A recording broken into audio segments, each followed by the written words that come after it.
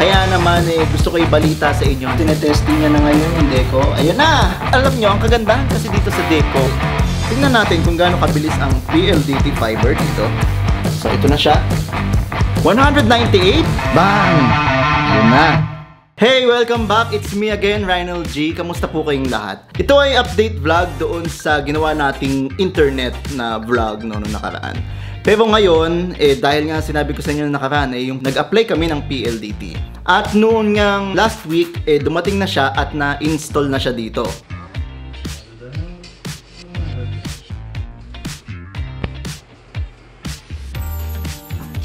So yun na nga, dumating na agad yung mga tao ng PLDT, tapos in-install na sa amin dito yung fiber. Ngayon pa lang ako nakagamit ng fiber optics.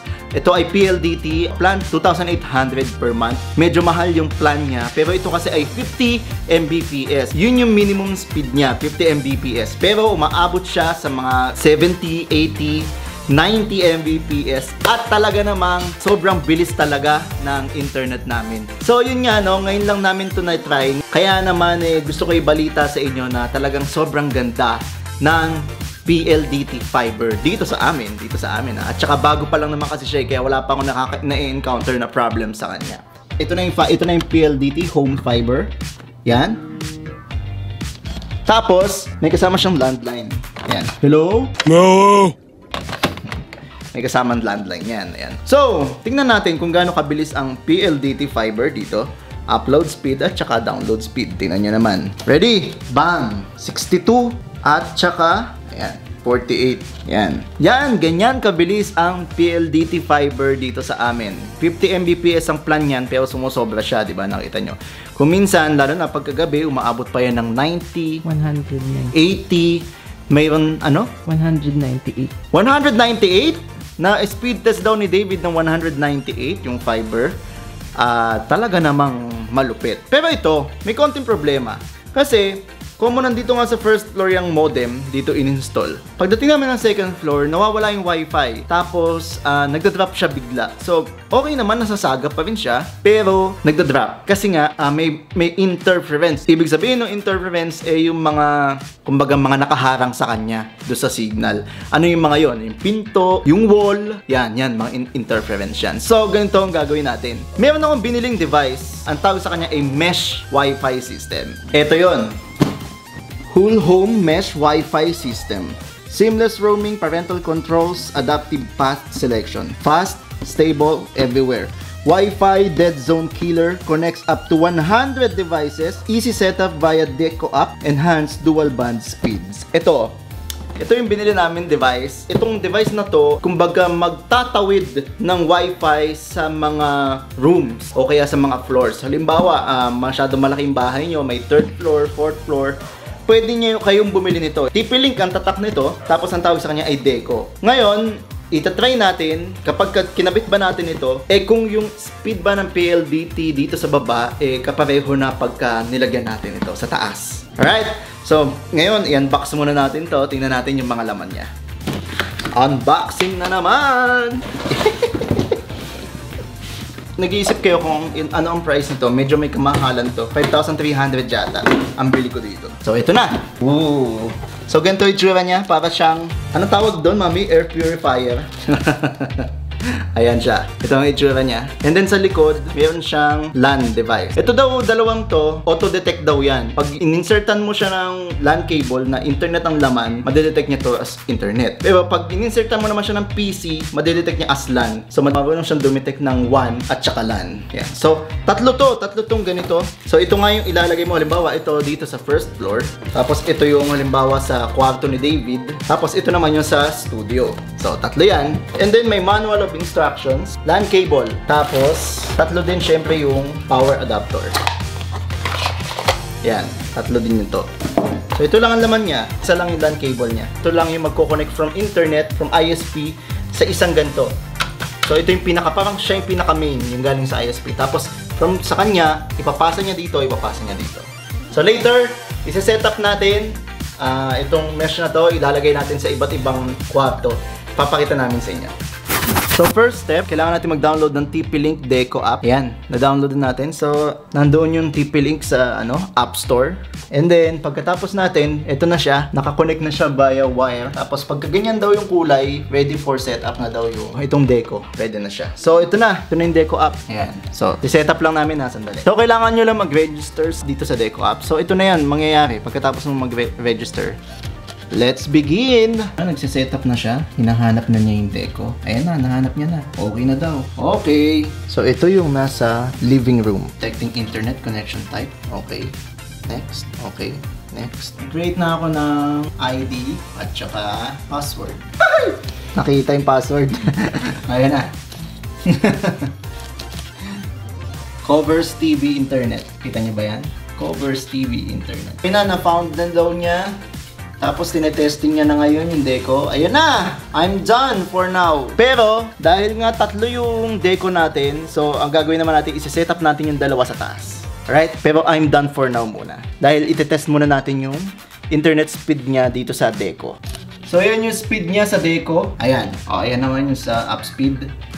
Grabe. So, kung ano yung speed ng PLDT, yun din ang speed ng TP-Link Deco. So, walang pagkakaiba. So, dapat ganito rin ang speed nito sa taas pagka yung Deco na to ang gagamitin natin. Alam nyo, ang kagandahan kasi dito sa Deco mesh Wi-Fi system na to is isang Wi-Fi ID lang ang gagamitin mo. Halimbawa, Wi-Fi ID nyo ay TP-Link. Halimbawa, yun ang pangalan ng Wi-Fi ID mo, no? Nakakonect ka dun ngayon. So, pag nandito ka sa baba, nakakonect ka sa mesh na nandito sa baba. So, halimbawa, ito. Okay? Isang Deco, iaakit natin sa taas. Pag nasa taas ka, dun ka naman kukonect. Pero, hindi mo kailangan kumonek ulit sa kanya. Automatic yun. Kasi isa lang yung Wi-Fi ID na ginagamit mo. Ibig sabihin, automatic siyang mag-shift kung kanino ka malapit na Deco. Okay? So, hindi ka na mahihirapan ng pa-reconnect ng reconnect. Kaya nawawala yung dead spot ng Wi-Fi sa bahay pagka may Deco. Dahil sa ganun nilang system. So, ganun ang nangyayari sa Deco Wi-Fi system sa bahay. So, i-set up naman natin yung dalawa sa taas. So, dapat ganun din yung bilis niya. Dapat hindi siya mababawasan ng bilis. So, let's see. Nga pala, pag ganyan na yung kulay niya, pag white, ibig sabihin okay na yan. So, doon muna tayo sa kwarto ni David. So, nandito na tayo sa kwarto ni David. Napakalayo ho nito. Hindi nyo na natatanong. Dito natin ito ilalagay. Kasi, ang ganda niya kasi, ano na rin siya, design na siya eh. Pasaksak lang natin. Alright, so, nalagay na namin dito. So, tingnan nyo yung kulay niya. Dilaw pa. Pag daw dilaw, ano ibig sabihin ng dilaw? Anyway, set up natin. Lalagyan natin ng add something. Basta, update namin kay mamaya. So, magdadagdag lang kayo ng Deco. Meron naman siyang options. Madali lang naman siya sundan sa instructions niya. Ayan, nagdadagdag tayo ng isa pa na Deco. Tingnan natin kung ma-detect. Na-found niya na yung so lalagyan natin to ng pangalan. David's Room. Ayan, David's Room. Optimizing your network. So, ayan, sineset up niya. Ayan. You can now connect your devices to this network. Covers TV, internet. I'm done for now. Alright. So, tingnan natin ngayon kung ganun pa rin yung bilis niya. So, itatry naman natin siya ngayon i-speed test kung ganun pa rin ang bilis niya, no? Let's go. Bakit ganyan yan? Ops. Ayun na. Bumabawi na. Ayun na. Kaya lang bakit parang ang daming loss. Isa pa. Baka kasi nag-a-adjust pa siya eh. Pero hindi na masama Grabe yung speed, upload speed, napakabilis. So, okay na. Hindi naman ganun kalayo yung speed, no? Kasi maabot pa rin siya ng 40 Mbps. Siguro naman yung 40 Mbps pasok na yun. Tapos yung upload speed nasa ganun din, nasa 50 Mbps. Hindi na masama, di ba? So, doon naman tayo sa studio. Yung isa pang mesh ay ko-connect natin doon. This time, i-connect naman natin siya sa wire din kasi mayroong wire na nakaabang doon galing sa PLD. Tingnan natin kung anong itsura. So, nandito naman po tayo ngayon sa aking studio. So, dito natin ito ilalagay sa napakaraming sensya na po sa maraming kalat. So, ayun na nga, nandito na nga tayo sa studio. So, dito naman natin ito i-set up. Pero this time, ayun na nga, gaya na sinabi ko sa inyo, mayroon kasing nakaabang dito na LAN. Galing to sa PLDT. So, connect na lang natin siya dito. Hindi, wag na muna natin i-connect sa LAN. Tingnan muna natin yung wireless. Kung okay pa rin ba yung wireless. So, ito na siya. Pero hindi pa siya ready for setup. Parang naglo-load pa yan pagka ganyan. So, antayin natin siya mag-blue. Pag nag-blue, ay okay na. So, yan na, nakikita nyo na, LED is pulsing blue. Alright? So, let's go. Yan. I-detect niya yan ulit. Titingnan natin. So, ayan na. Na-found niya na. So, lalagyan naman natin to ng Covers PH Studio. Ayan. So, ayan yung pangatlong deco. Ito, ayan. Nag-optimize na siya. Op! Okay na. I'm done for now. So, white na rin siya. Tingnan nyo. Ibig sabihin, okay na siya. So, i-speed test naman natin dito. Titingnan natin kung ilan ng speed dito. Ayan na. Nag-detect na siya ngayon. Okay. Okay. 40. Okay. Okay. Sa aking observation, parang ang nangyayari, dinadala niya nga yung internet sa iba't ibang part ng bahay para hindi mawala ng wifi. Pero hindi ibig sabihin na kung ano yung speed ng ISP mo, yun din yung magiging speed sa second floor tsaka third floor mo kasi medyo may nawawalang speed eh. Medyo kulang siya ng speed. Sa baba, sobrang bilis, di ba? Pero pagdating dito sa taas, although mabilis pa rin naman siya, pero medyo madami yung nawala eh. Medyo malaki rin eh. Pero at least, kung ang problema nyo ay dead spot sa bahay, yung hindi naaabot talaga ng wifi, yung deco, talagang yun ang solusyon talaga. Pero ngayon, ang itatry naman natin ngayon is, lalagyan ko siya ng LAN cable. Titignan natin kung madedetect niya yung LAN cable, tapos kung bibilis siya, kasing bilis nung nasa baba. Alright, so ito yung LAN cable. Lagay natin siya dito sa 1. Tingnan natin. Ano ba i-press dito? Paano kaya siya magde-detect? Ano kaya to? Tingnan nyo naman yung speed dito sa baba. Diba? So, talagang medyo malaking pagkakaiba. Pero hindi na nga masama. Kagaya nga sinabi ko sa inyo. Grabe yung upload speed, oh. 95, oh. 94. Gaya nga sinabi ko sa inyo, hindi na masama yung speed. Kasi kung ang problema nyo ay dead spot ng wifi, yun talaga ang kailangan nyo. Ngayon, mayroon tayong experiment na gagawin. From deco, itong deco na to. Kita nyo. Ito kasi yung PLDT. From dito, ito pumasok siya dito.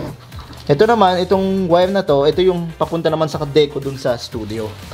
So, tingnan natin dun sa taas kung matatransfer niya yung bilis na to dun sa taas. Let's go. Sana kasing bilis din dun sa baba. Game. Bang! Yun na.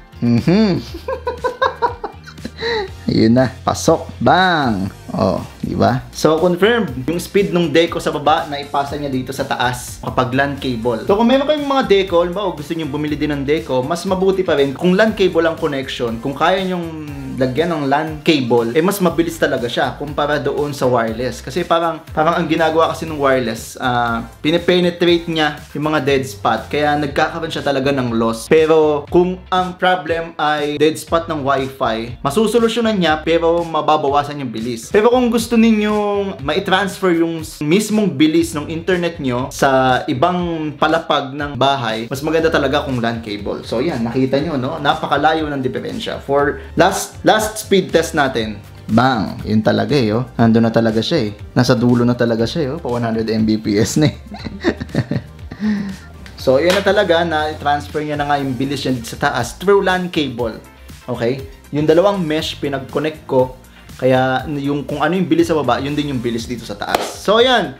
So, sana may natutunan kayo at may napulot kayo sa vlog na ito. At kung may ganito rin kayong problema, pwede kayong bumili ng ganito. Nabili ko to sa Octagon. By the way, this is not a sponsored video. Hindi po ito sponsored. Yan ay binili ko.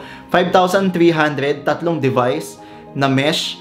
At yeah, masasabi ko na sulit ang ibinayad ko dyan dahil hindi mo na kailangan magpalit-palit ng wifi. Isang wifi ID na lang gagamitin mo sa buong bahay at hindi ka mawawalan ng internet. So, kung meron kayong ganyan problema, pwede rin kayong bumili ng ganito para maging okay din ang internet nyo sa bahay. So, hanggang dito muna guys. Maraming salamat po sa inyong panonood. Ako po muli, si Reinald Gutierrez. Hanggang sa muli. Bye-bye!